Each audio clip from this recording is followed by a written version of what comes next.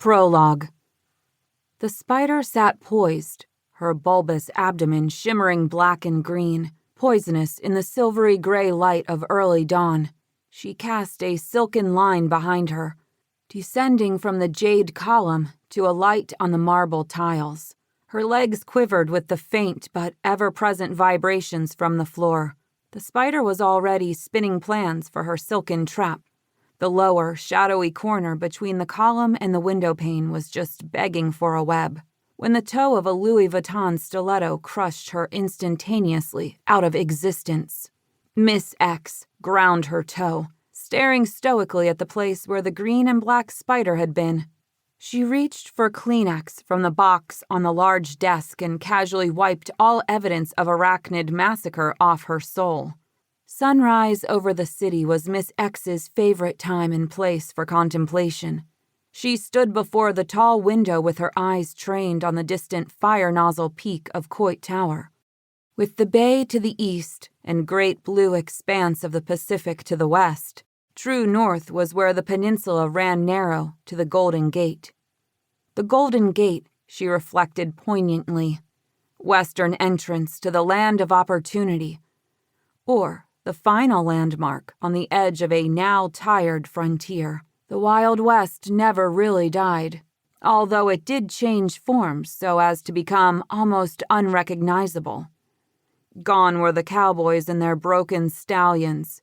Gone were the prospectors who risked their fingers in order to extract wealth from the stone veins of the earth. What was left in their place? The Golden Gate, San Francisco, Silicon Valley, miners, inventors, and pioneers still on the frontiers of innovation and technology, still powering the economy, still driving men mad with greed and desire. It may have lost the grit and romance of gunslingers at 10 paces, but the West was wild as ever. The dead man bleeding out on the green tile floor behind Miss X was a testament to that. Her nose did not so much as wrinkle as she stepped over the corpse of Mr. Harold Laity, ex-attorney at law, to dispose of the Kleenex in the wastebin on the far side of the mahogany desk. The spent tissue hit the bottom of the can liner with a soft swish of plastic. The sun, through the high window, looked red, bathing the cityscape and casting an eerie hue on the heavy shrouds of fog that hung between the skyscrapers.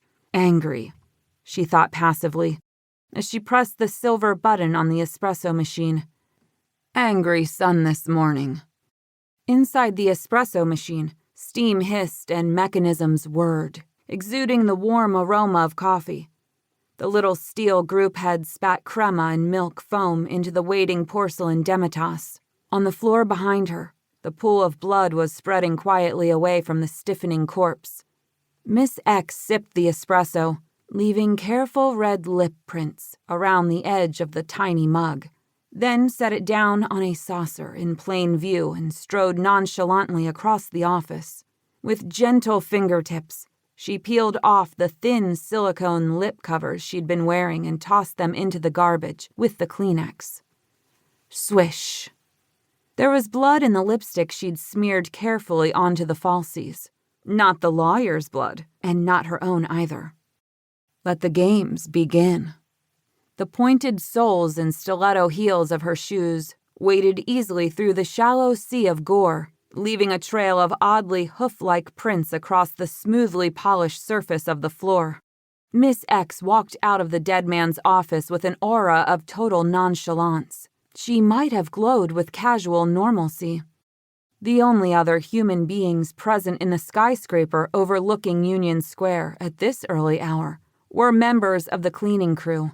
They would come across the body soon enough, as well as the suicide note in his blazer pocket and the straight-edge razor in his hand.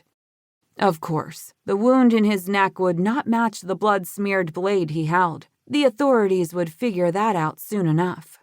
Miss X was counting on it.